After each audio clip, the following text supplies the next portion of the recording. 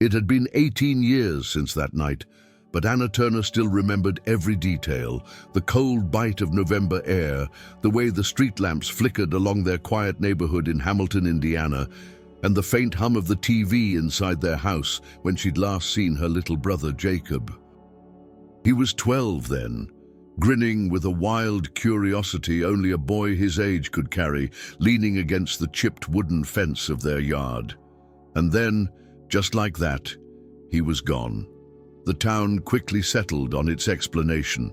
Jacob had run away with Carl Whitman, their 28-year-old neighbor, who vanished on the same night. Carl was the kind of man people whispered about, quiet, a loner, too friendly with the neighborhood kids. To them, it made sense. No forced entry, no screams, no signs of struggle. The narrative took root fast. Jacob had chosen to leave. For the Turners, that belief was as good as a death sentence. For nearly 2 decades, that story lived in every look, every hushed conversation at the grocery store.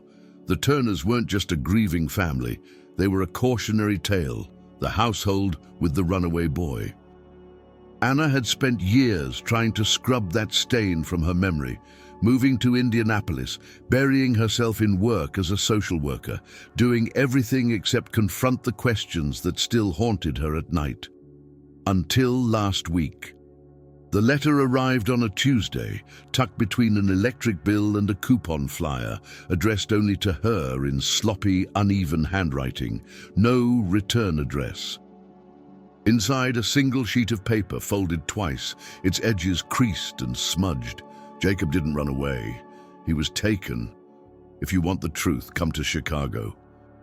Her hands trembled as she read it, over and over, the words burning into her mind.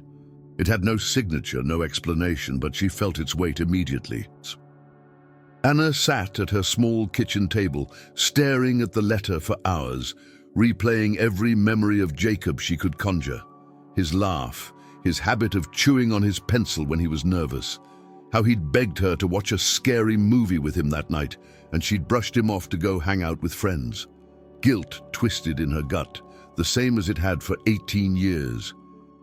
But this letter, it cracked something open. That night, she drove back to Hamilton. The drive felt surreal, as if she were passing through time as much as distance. The town looked the same, frozen in the amber of its quiet despair. The Turner house hadn't changed either, peeling white paint, the same porch swing creaking in the wind. Her mother, Lydia, opened the door before Anna could knock, as if she'd been waiting for her. Lydia had aged decades in those 18 years. Her once blonde hair was now thin and grey, her shoulders permanently slumped. Her eyes landed on the letter in Anna's hand, and hope, raw and painful, flickered across her face. "Is that about Jacob?" Lydia asked, her voice quivering. Anna hesitated. It says he didn't run away, that he was taken, and it tells me to go to Chicago." Her mother reached out with trembling fingers, holding the paper as though it might vanish if she gripped too hard. Tears welled up. "I knew it," she whispered. "I knew my boy didn't leave me." Behind her, their father, Harold, stepped into view. His face was stone, as always, carved by years of quiet resentment and grief. He glanced at the letter and scoffed. "This is garbage, some sick prank. You're not dragging this family through hell again over a piece of paper." "It could be real," Anna argued, her voice rising. "Or it could destroy what's left of us," Harold shot back, his tone sharp. The room felt suffocating. It had always been like this. Her father burying everything under anger, her mother clinging to fragile hope. Anna couldn't stay in that house, in that argument, any longer. She stuffed the letter back into her coat pocket and headed for the door. As she stepped outside, the cold air stung her cheeks, but she didn't care. For the first time in years, she felt a spark of something unfamiliar. Not just grief, not just guilt, but purpose. She gripped her phone and opened her contacts. Rachel Myers, her best friend since college, a journalist who never walked away from a good story. Rach. Anna said when Rachel answered, her voice steady despite the storm inside her. I need your help. I think my brother might still be alive. Before we unravel the shocking truth behind this case, she thought, rehearsing in her mind how she would explain this story to anyone who'd listen. Make sure you subscribe so you won't miss more stories like this one that defy everything we thought we knew. Anna barely slept after leaving her parents' house. Every time she closed her eyes, she saw Jacob's face, frozen at 12, staring at her like he had that night so long ago. By morning, her resolve had hardened. She wasn't going to let this letter become another unsolved mystery buried under small-town gossip. She met Rachel at a coffee shop in downtown Indianapolis. Rachel was exactly as Anna remembered, messy auburn hair tucked under a beanie, eyes that seemed to miss nothing, and a voice that could make anyone tell her their secrets. You look like hell, Rachel said, sliding a black coffee toward her before Anna could order. Thanks, Anna muttered, taking a sip and grimacing. So, Rachel leaned forward, tapping the table. You've been holding out on me. You said you had a lead on Jacob 18 years later. That's big. Anna unfolded the letter and slid it across. Rachel read it twice, her brow furrowing. No return address, Chicago. This is either someone playing with you or Jacob's alive. Anna finished, her voice sharp, almost defensive. Rachel looked at her carefully. If this is real, you know what that means. He didn't run away. He was taken, which means, God, Anna, that's a whole new world of trauma to unpack. I don't care what it means, Anna said. I just need to know. Rachel nodded. Okay, then we dig. Before they could plan their next move, Anna's phone buzzed. It was her mother. Anna, Lydia said, her voice shaking, your father called Detective Holloway. You remember him, don't you? Anna did. Mark Holloway had been the lead investigator on Jacob's case back in 2007.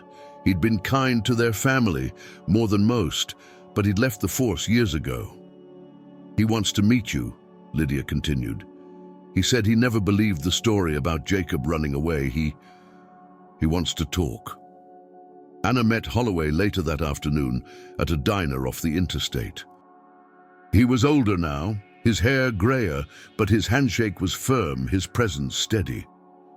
Anna Turner, he said warmly. Didn't think I'd ever see you again. You said you didn't believe the story about Jacob, Anna said without preamble. Holloway sighed and slid into the booth. I didn't, but I had nothing solid to go on. Carl Whitman was a slippery bastard.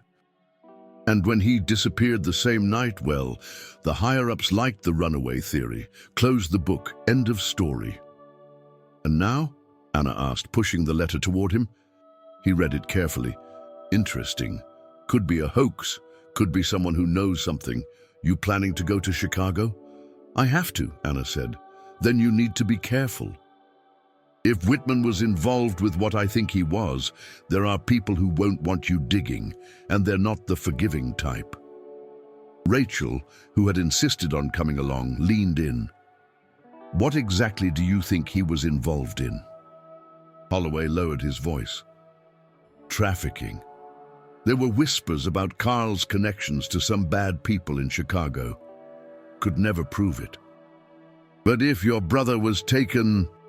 He trailed off, letting the implication hang heavy in the air. Anna's stomach twisted, but she forced herself to stay calm. If there's even a chance Jacob's alive, I don't care how dangerous it is. Holloway studied her for a moment, then nodded. Then I'll help. I still have some friends in Chicago PD, off the books. They might be able to point you in the right direction. That night, Anna returned to her parents' house to pack. Harold was waiting in the living room, staring at the muted TV. He didn't look at her when he spoke. You really think this is going to fix anything? That dragging all this up is going to make you feel better? I think it's the only way I'll ever be able to live with myself, Anna replied quietly. For a moment, he said nothing. Then, without turning, he muttered, Don't get yourself killed chasing ghosts. Anna didn't answer. She just tightened her grip on the letter in her coat pocket. By midnight, she and Rachel were on the road to Chicago, headlights cutting through the darkness, the letter's cryptic promise echoing in Anna's mind. Jacob didn't run away. He was taken. And whoever sent that letter, they were waiting. The drive into Chicago felt like entering another world. The quiet familiarity of Indiana faded into the hum of the city, a constant blur of headlights, the screech of trains on distant tracks, the low thrum of a place that never really slept. Anna gripped the steering wheel until her knuckles whitened, the letter sitting in the cup holder like a silent passenger. Every mile closer to their destination made her heart beat faster. Rachel was scrolling through her tablet, compiling whatever scraps of information she could find about Carl Whitman and his old associates. "Here's what I've got so far," she said, breaking the silence. Whitman had 2 known addresses in Chicago. Both are long abandoned. One of his old roommates, a guy named Dave Lancer, died in 2015. Another, Peter Miles, did time for drug trafficking. None of them scream credible source, but it's something. Anna nodded, her mind fixed on one goal, finding whoever sent that letter. "We start with the postmark," she said. "If we can figure out where it came from, maybe we'll find who sent it." The postmark led them to a small, aging post office in the South Side. It was the kind of place that hadn't seen renovations in decades: yellowed walls, flickering fluorescent lights, and a counter clerk who looked like she'd seen it all. "Hi," Anna began, trying to sound casual despite her racing heart. "I'm trying to figure out who might have sent me a letter. It came from here." She showed the clerk the envelope. The woman adjusted her glasses, studying it with disinterest. "We don't track individual senders unless it's certified mail," she said flatly. Rachel leaned over the counter, her charm switching on like a light. "We're not asking for a name, just, do you remember anyone unusual dropping off mail like this? It's really important." The clerk sighed, but seemed to consider it. "Plenty of unusual people come through here, sweetheart, but..." She paused, tapping her finger on the counter. "There's a guy. Comes in every couple months, mid-50s, walks with a limp, always mailing plain envelopes like this one. Doesn't say much, pays cash." Anna's pulse quickened. "Do you know where he lives or anything about him?" The clerk shook her head. "Nope. But if you hang around here long enough, you might see him. Last time was, 2 weeks ago? That wasn't good enough for Anna. "We need more than that." Rachel pulled out a small notepad. "If we leave our number and someone fitting that description shows up, could you call us?" The clerk hesitated, then nodded. "Sure. But don't expect miracles." As they left, Anna felt a prickling sensation on the back of her neck, like they were being watched. She glanced over her shoulder, scanning the parking lot, but saw nothing unusual, just a few cars and a man smoking by the corner. Still, the feeling didn't leave. "Tell me you feel that too," Anna muttered to Rachel as they got into the car. Rachel buckled in, frowning. "Yeah, we're not alone." They drove aimlessly for a while, trying to shake the uneasy feeling. Anna's mind wandered back to Jacob. She remembered the last night they saw each other. He'd been unusually excited, as if he had a secret. He'd begged her to stay home to watch a movie with him, but she hadn't. That choice had haunted her ever since. She gripped the steering wheel tighter. What if this letter isn't from him? What if it's from someone who just wants to hurt us? Rachel looked over. Then we figure it out and shut them down. But Anna? What if it is from Jacob? What if he really is out there? Anna didn't answer. She couldn't. The thought was too big, too heavy. By late afternoon, they decided to park near a diner across from the post office and wait, hoping their mystery sender would appear. The sky turned an angry shade of grey, the first drops of rain tapping against the windshield. As they sat in silence, Rachel suddenly stiffened. "Don't look now," she whispered, "but we've got company. Black SUV. Same one that was behind us on the interstate." Anna glanced at the side mirror. The SUV idled a few car lengths back, windows tinted. Her chest tightened. "We need to go." Rachel shook her head. "If they're following us, they'll just follow again. Let's make them come to us." Anna didn't like the idea, but she nodded. They sat in tense silence, waiting for the SUV to move. It didn't. Then Rachel muttered, "Anna, whatever we just walked into, it's big." Anna didn't disagree. The rain came heavier as the night crept in, turning Chicago's streets into glistening veins of reflected neon and headlights. Anna couldn't shake the feeling of being hunted. Even with the SUV gone, whether by coincidence or intent, the unease clung to her like a second skin. "Let's regroup," Rachel said as they ducked into a cramped diner on the south side. The air inside smelled of fried food and old coffee, and the cracked vinyl booths creaked under their weight. "If that SUV was following us, then someone knows why we're here. Which means this isn't just about Jacob anymore." Anna wrapped her hands around the chipped mug of coffee the waitress had dropped off, letting the heat ground her. "So what do we do? Sit around and wait for some mystery man with a limp to walk into the post office? We're chasing a ghost." Rachel leaned in, lowering her voice. Carl Whitman wasn't a ghost. He was real. And if Holloway's hunch is right, if Whitman was tied to trafficking, then this letter is connected to people who don't like being exposed. The word trafficking made Anna's stomach churn. She stared into the black surface of her coffee, remembering Jacob at 12. His goofy smile, his collection of superhero action figures.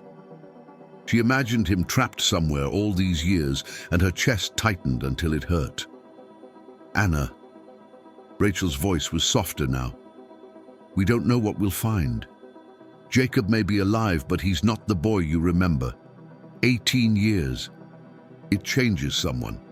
Anna blinked back the tears threatening to form. "I don't care who he is now. I just need to see him." Rachel reached across the table and squeezed her hand. "Then we need leads. No more waiting. Let's dig into Whitman's old connections." They spent the next 2 hours combing through Rachel's database access, digging up every scrap of information they could find on Carl Whitman. They found old property records, a police report from a 2004 assault charge that had mysteriously disappeared from court records, and the names of 2 men he'd been linked with in Chicago, both with ties to a local criminal network that specialized in trafficking drugs and people. "Here," Rachel said, pointing to an address linked to one of those men, Peter Miles.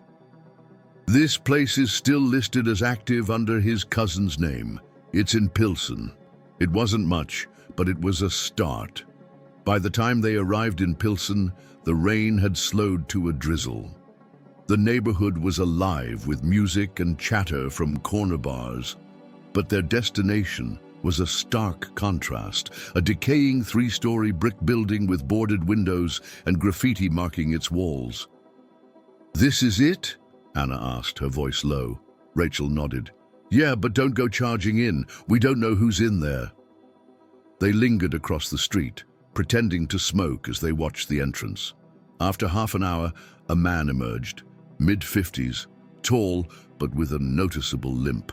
He glanced around before lighting a cigarette and hobbling toward the corner. Anna's pulse spiked. "That's him." Rachel kept her voice calm. "Maybe. Or maybe it's just another guy with a limp." Anna ignored her. "I'm following him." Rachel grabbed her arm. "Anna, if that's the man from the post office, and if he's tied to all this, you can't just tail him by yourself. You'll get us both killed." Anna yanked her arm free. "Then stay here." She kept a careful distance, her heart hammering as she trailed the man through the streets. He turned into a dimly lit alley, and Anna followed. Halfway through, she realized her mistake, a voice behind her. "You shouldn't be here!" She spun around to see another man blocking the alley entrance, younger, built like a wall.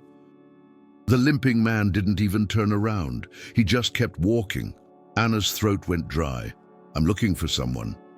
The younger man stepped closer. "I bet you are, but you won't find him here." She backed away slowly, bumping into the damp brick wall behind her. Then Rachel's voice cut through the tension. "Hey! Leave her alone!" Rachel stood at the end of the alley, phone in hand, like she was ready to call the cops. The younger man glared at them both before finally stepping aside. "Get out of here! Don't come back!" They didn't wait for him to change his mind. Back in the car, Anna's hands shook as she buckled her seatbelt. Rachel exhaled hard. "Congratulations. You almost got yourself killed for nothing." But Anna couldn't shake what had just happened. "No, that wasn't for nothing. He knows something, and now he knows we're looking." Rachel rubbed her temples. "That's exactly what I'm afraid of." The next morning, the city felt colder, sharper, as though the encounter in the alley had stripped away whatever safety net Anna thought she had. She woke in their cheap motel room with a knot in her stomach and the lingering memory of the limping man's indifference as he walked away. He hadn't been startled by her presence. He had been prepared for it. Rachel sat at the small table, laptop open, her fingers flying across the keyboard. "I dug deeper," she said without looking up. "That building last night? It's been on law enforcement radar for years. Suspected safe house tied to a trafficking network. Nobody's been able to prove it. But our guy with the limp? He's got to be connected." Anna ran a hand through her hair. "He's the one who sent the letter. He has to be." "Maybe," Rachel said. "But until we can confirm it, we're guessing. What we need is a point of contact. Someone who can actually talk." The answer came sooner than they expected. That afternoon, they returned to the post office, determined to wait for the limping man. They spent hours in Rachel's car, sipping bad gas station coffee and swapping nervous glances. Around 4 p.m., he appeared, shuffling toward the entrance with a plastic bag in one hand. Anna's chest tightened. "That's him!" Rachel grabbed her arm. "No charging after him this time. We do this carefully." Anna nodded, though every fiber of her being screamed to run across the street and demand answers.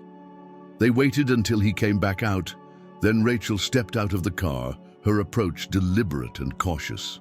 "Excuse me," she called. The man froze. Anna quickly joined her. "You sent me a letter," she said, heart pounding, "about Jacob Turner." The man's gaze darted between them and the street. "You need to leave," he muttered. "Please," Anna pressed. "If you know something, anything, tell me. He's my brother." For a long moment he didn't speak. Then, with a sigh that seemed to carry years of regret, he said, "You need to stop asking questions. If you love your brother, you'll let this go." Anna's breath caught. "So he is alive." The man's jaw tightened. "I didn't say that." "But you didn't deny it," Rachel cut in. His eyes softened just slightly as they met Anna's. "If you want to help him, don't go looking for him in places you don't understand." "Then help me understand," Anna pleaded. The man's lips pressed into a thin line. Finally, he said, "There's a market on 18th and Blue Island, Saturdays, noon. If you're lucky, you might see him there. But don't tell anyone who you are. Don't tell anyone why you're there." Before Anna could respond, he turned and walked away, his limp slowing but never stopping his retreat. Rachel exhaled. Well, that's something. Something. It was more than they'd had in 18 years. The next day, they went to the market. It was sprawling and alive, filled with vendors selling everything from fresh produce to cheap electronics. The smell of grilled meat mingled with the tang of spices in the air. Anna scanned every face, her heart thudding against her ribs. For over an hour they wandered, and then Rachel froze, gripping Anna's arm. "Don't stare," Rachel whispered. "But by the fruit stand, look." Anna's eyes darted toward the spot. A man in his late 20s stood there, talking to a vendor. His hair was longer, his frame leaner, but his face, those eyes, it was him. Jacob. Anna's throat closed. She wanted to run to him, to scream his name, but her feet stayed planted. Something in the way he moved, cautious and detached, told her this wasn't a reunion. This was reconnaissance. As she watched, an older man joined Jacob, tall, bald, dressed in a way that screamed authority. He put a hand on Jacob's shoulder, guiding him toward a waiting car. Rachel whispered, "That's not just some random guy. That's someone controlling him." Anna's breath came shallow. "We can't lose them." But by the time they pushed through the crowd, the car was gone. Rachel grabbed her shoulder. "Anna, this changes everything. Jacob's alive, but he's not free." Anna couldn't speak. All she could do was stand in the middle of that market, tears blurring her vision, with one undeniable truth settling into her chest. Jacob had been here all along, and someone wasn't going to let him go. The motel room felt suffocating that night. Anna sat on the edge of the bed, staring at the peeling wallpaper, still seeing Jacob's face in her mind. Older, hardened, changed. He hadn't looked happy. He hadn't even looked free. Rachel was at the small table again, scribbling on a legal pad, muttering to herself. The older guy at the market, the way he held Jacob's shoulder, that wasn't casual, that was control. Like a handler, Anna clenched her fists. I should have gone to him. I should have said something. Rachel snapped her gaze up. And then what? You get both of you killed in the middle of a crowded market. Anna, whoever that man was, he wasn't letting Jacob go. You saw that. Anna knew Rachel was right, but the guilt gnawed at her. He looked scared, or maybe empty. Like he doesn't even know who he is anymore. Rachel softened. Anna, it's been 18 years. Jacob's life didn't freeze the night he disappeared. He's been living whatever life they forced him into. We can't undo that in one conversation. Anna buried her face in her hands. I can't just sit here while he's out there with whoever that man is. Rachel set the pen down. Then we need help. Real help, Anna hesitated. Detective Holloway. Rachel nodded. Exactly. He's the only one who believed you from the start. And if he's right about Whitman being tied to trafficking, then we're dealing with more than one man. This is bigger than us. They called Holloway the next morning. He didn't sound surprised. So you saw him, he said, his voice steady, though tinged with something that might have been vindication. Yes, Anna said. He's alive, but he wasn't alone. Describe the man, Rachel chimed in. Older, bald, dressed sharp but not flashy, moved like he owned the place. Holloway was silent for a moment, then, that sounds like Vincent Marquez. Name's been floating around for years. He runs a mid-level trafficking network out of Chicago. He's smart, careful, dangerous. Anna's stomach turned. So Jacob's with him. If Marquez has your brother, Holloway said, he's not there willingly, and getting him out won't be simple. Anna gripped the phone tighter. Then how do we get him back? Holloway's sigh carried the weight of experience. You don't. Not alone. I'm going to call in a favor. There's an agent I know, still active. He owes me. If anyone can help you, it's him. But understand, Anna, this isn't just a missing persons case anymore. This is federal territory. Anna glanced at Rachel, who nodded encouragingly.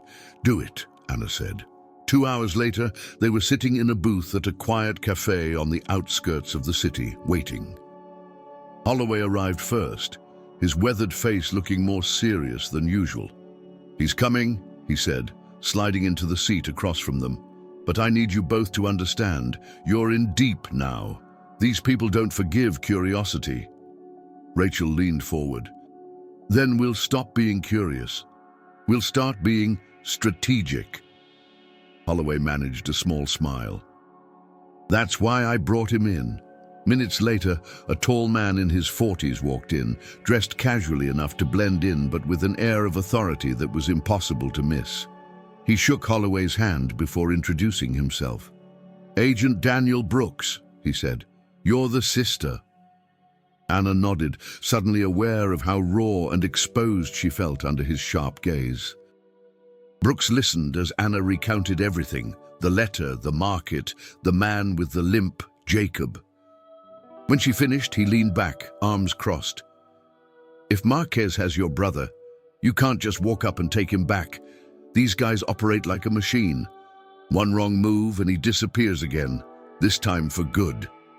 Anna's voice cracked. "So what do we do?" Brooks met her gaze. "We build a case. We watch, we wait, and when the time is right, we move. But you need to accept something, Ms. Turner. This won't be quick, and it won't be clean." Anna swallowed the lump in her throat. "I don't care how long it takes. I just want my brother home." Brooks nodded. "Then let's get to work."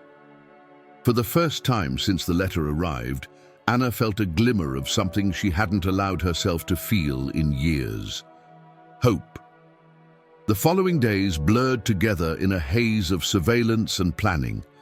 Agent Brooks moved quickly, connecting with contacts in Chicago PD and quietly mapping out Marquez's known hangouts.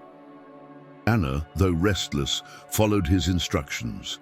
Stay quiet, stay observant, and don't approach Jacob under any circumstances. It felt unbearable. Sitting in a rented sedan across from a drab apartment building on the west side, Anna fidgeted with the edge of her coat sleeve, her eyes scanning every figure that entered or exited. "How can you just sit there?" she asked Brooks, who was in the driver's seat sipping coffee like they were on a Sunday stakeout. He didn't take his eyes off the building.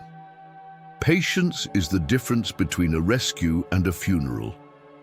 Rachel, in the back seat with her laptop, added, "He's right, we need to know their routines, who Jacob's with, how they move. Otherwise we're going in blind." Anna gritted her teeth. "You don't understand. He's right there, and I'm just watching." Brooks finally turned his head. "I do understand. I've worked cases where families rushed in. It doesn't end the way you think. If Marquez suspects you're coming for your brother, Jacob's gone before you even get near him." Anna didn't respond, but her nails dug into her palms until they hurt. That night, back at the motel, Rachel tried to talk her down. "You can't spiral like this," she said gently, sitting on the bed opposite Anna. "We're closer than we've ever been. But if you push too hard, you'll ruin it." Anna stared at the ceiling. "Do you ever think maybe he doesn't want to come back? Maybe they've broken him so much that he doesn't even remember us anymore?" Rachel's expression softened. "Then we remind him, but not like this, not recklessly." Anna didn't answer. The next day, things escalated. They had just finished another long surveillance stretch when Brooks parked at a quiet diner for lunch. Anna stepped out of the car to stretch her legs. That's when she noticed it. A black SUV parked 2 spots over, the same one. Her pulse spiked. She tried to act casual, but before she could move, 2 men stepped out. One was tall, broad, with a shaved head and a jacket that did little to hide the outline of a weapon at his hip. The other was wiry and restless, scanning the lot. "Anna Turner?" the tall one said, his voice low and deliberate. She froze. Brooks appeared behind her in an instant, his hand subtly resting near his concealed firearm. "Who's asking?" The tall man smirked. "Friendly advice." "Stop asking questions. You don't want to know the answers." Rachel had stepped out now too, standing near the car. "And if she doesn't?" The wiry one leaned forward, grinning with a predator's ease. "Then maybe she disappears too, like her brother." Anna's stomach dropped, but Brooks didn't flinch. "You've made your point," he said coolly. "Now leave." The tall man tilted his head like he was deciding whether to push further. Then finally he nodded. "This is your only warning." They got back into the SUV and drove off, leaving a silence so heavy it nearly crushed Anna. Back inside the diner, Brooks spoke first. "They know who you are, which means Marquez knows too. This just got more dangerous." Anna felt her chest tighten. "So what? We stop? We just walk away?" Brooks met her eyes. "No, we double down. But you need to understand what's coming. They will not let Jacob go without a fight, and they won't hesitate to hurt you to keep control." Rachel set her hands flat on the table. "Then we fight smarter. What's the next step?" Brooks nodded slowly. "We find the safe house. Marquez has multiple properties. One of them is where he keeps the people he doesn't want the world to see. If Jacob's still under his thumb, that's where he'll be." Anna gripped the edge of the table, her fear mixing with something else, fury. "Then let's find it. I don't care what it takes." Brooks gave a small, approving nod. "Then it's time we stop just watching.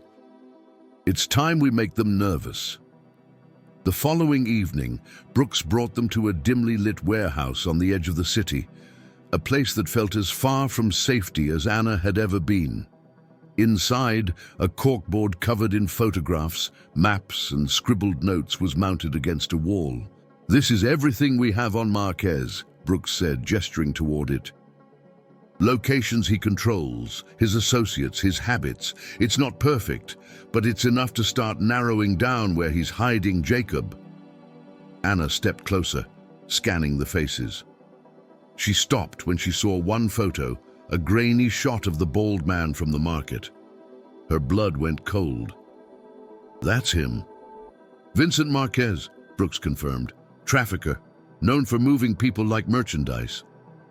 He keeps his operations compartmentalized, which makes him hard to pin down. But when I saw the way he handled your brother, he wasn't just controlling him, he was keeping him on a leash." Rachel crossed her arms. "So Jacob isn't just a victim, he's an investment to this guy."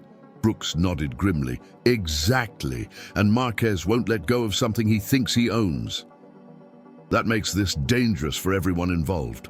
Anna's head throbbed. "How do you know all this, and he's still walking free?" "Because cases like this are hard to prosecute," Brooks said flatly. "No one wants to testify. Victims disappear, and Marquez has people in his pocket. But your letter changes things. If we can prove Jacob is alive and in his custody, that's leverage." Rachel frowned. "Assuming Jacob even wants to come forward." The words hit Anna like a punch. "What do you mean?" Rachel's tone softened. "Anna, after 18 years of living like that, do you really think he sees himself as someone who can just walk away? He didn't even look at us at the market. It's possible he doesn't want to be found, or that he's too scared to try." Anna felt her throat tighten. "Then we make him see that he has a choice, that he has family." Brooks interjected, "Before we talk about what comes next, there's something you need to see." He pulled a small envelope from his jacket and slid it across the table. Anna opened it cautiously. Inside was a folded piece of lined paper, the handwriting shaky but familiar. Her heart stopped. "Anna," it read. "If you're reading this, it means I couldn't stay away. I've been trying to keep you out of this, but you found me anyway. Please stop. It's not safe for you. They won't let me leave. And if you push too hard, you'll end up like me. Forget I exist.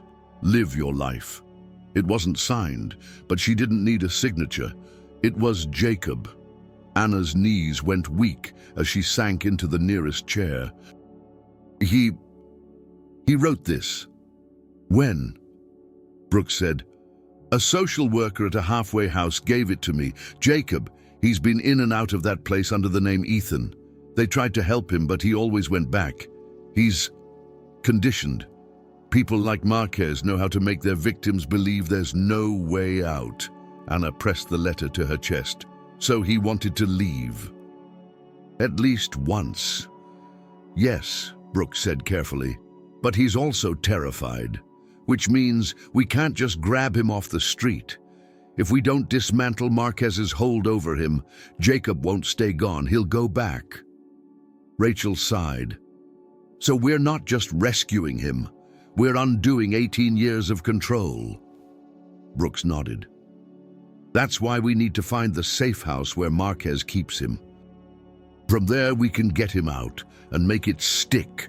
Anna's voice was steady, even as her hands trembled. Then tell me what I have to do. Brooks looked at her, his expression unreadable. We're going to bait Marquez. Make him think someone else is coming for him, force him to move his people. When he does, we follow. That's when we find Jacob. Anna felt a strange calm wash over her. For the first time, this wasn't just waiting, hoping, or watching. It was action. Rachel glanced at her. You ready for this? Anna didn't hesitate. I've been ready for 18 years. The plan came together faster than Anna expected. Brooks had contacts plant false rumors in Marquez's network, whispers about a federal raid, about a rival crew closing in. If we shake him up, Brooks explained, he'll move anyone he can't afford to lose. That's when we follow. For 2 tense days, Anna and Rachel barely slept, holed up in a dingy motel, waiting for Brooks' call. Anna kept Jacob's letter on the nightstand, reading it until the words blurred. Forget I exist. She couldn't, not after seeing him. On the 3rd night, Brooks walked into their room, a grin set to his jaw. It worked. Marquez is moving his people tonight. We've got eyes on one of the cars. It's going to a safe house outside the city. Anna's heart pounded. Jacob? Brooks hesitated. We don't know who's in the car, but it's the best shot we've got. An hour later, they were on the road. Brooks drove, his focus razor-sharp, following at a distance as an unmarked SUV led them out of Chicago, winding through darkened rural roads until they reached a secluded property, a 2-story house surrounded by a chain-link fence, floodlights casting harsh white circles across the yard. Brooks parked a quarter-mile away. This is it, but you two stay here until I give the signal. I'll scout it first. Anna gripped his arm. No, I'm going with you. Brooks shook his head. Anna, this isn't a movie. One wrong move, and your brother's gone again. Or worse. Rachel placed a hand on Anna's shoulder. He's right. Let him do his job. Every instinct in Anna screamed to run toward that house, to rip the door open and take Jacob back herself. But she forced herself to nod. Fine. But if you find him, I want to be there. Brooks slipped into the shadows, moving with the quiet precision of someone who'd done this before. The weight stretched on, each minute heavier than the last. Finally, Brooks's voice came through the earpiece he'd given them. I see him, 2nd floor, he's here. Anna's breath hitched.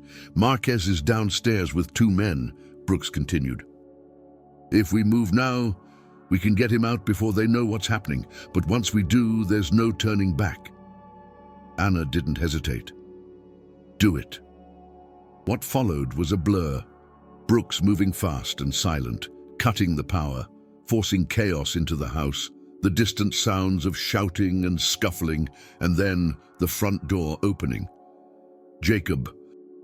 He looked thinner up close, his clothes hanging off him, his face pale under the harsh moonlight. His eyes darted wildly as Brooks guided him toward the car, like an animal ready to bolt. Anna stumbled out before Rachel could stop her. Jacob! He froze, staring at her. For a moment, time stopped. His expression flickered between confusion, fear, and something else, recognition. Anna? His voice was hoarse, as if unused to saying her name. Tears spilled down her cheeks. It's me. It's really me. He took a step back. No, this isn't real. You're not real. You're just another trick. Her heart broke at the words. Jacob, no, it's me. I've been looking for you for 18 years. Brooks kept a firm hand on his arm. We need to move. Now. But Anna stepped closer, ignoring the danger. "Jacob, you don't have to go back. Not this time. You can come with me. You're safe now." He shook his head violently. "You don't get it. If I leave, they'll find me. They'll find you." "They won't," Anna said, her voice trembling but resolute. "Not this time. I promise." For a long moment, he just stared at her, breathing hard, the walls of whatever prison they'd built in his mind warring against the memory of who he used to be. Then, slowly, he let Brooks guide him into the car. Anna climbed in beside him, afraid to blink in case this was all a dream. Jacob didn't speak again. He just stared out the window as they sped away into the night, his reflection fractured by the glass. But Anna reached over and took his hand, and this time he didn't pull away. The safe house was quiet. Far from Chicago, tucked in the woods, it felt like another world. A world where, for the first time in 18 years, Anna could sit beside her brother without bars, handlers, or invisible chains between them. Yet the silence was anything but comforting. Jacob sat on the couch, staring at the floor, shoulders hunched like he was bracing for a blow. He hadn't said a word since the escape. Every attempt Anna made to talk to him ended in silence or one-word answers. Rachel set down a tray of sandwiches on the coffee table. "You need to eat," she said gently. Jacob didn't look up. "I'm not hungry." Anna crouched in front of him, searching for the little brother she remembered. "Jacob, do you know who I am?" His eyes flicked to her for just a second, then back to the floor. "Anna?" She swallowed hard. "That's right, I'm your sister, and I'm here to take you home." His lips pressed into a thin line. "There is no home." The words cut her like a knife. Brooks, who had been quietly checking the perimeter, walked in. He's been programmed to believe that. It's how people like Marquez keep their victims under control. It'll take time to undo that. Anna turned to him. "How much time?" Brooks gave her a look that said what he didn't want to say out loud. "Years." Rachel sat beside Jacob, her tone soothing but firm. "Jacob, you're safe now. Do you understand? Marquez can't hurt you anymore." Jacob's hands clenched into fists. "You don't know what they'll do. You don't know what happens when someone leaves." Anna reached for his hands. "Then let me carry that with you. You don't have to do this alone anymore." For a moment he let her hold them, his fingers trembling in hers. Then his shoulders sagged, the fight draining out of him. "Why didn't you stop looking?" he whispered. Tears blurred her vision. "Because you're my brother. And I could never live with myself if I gave up on you." He didn't answer, but his hands stayed in hers.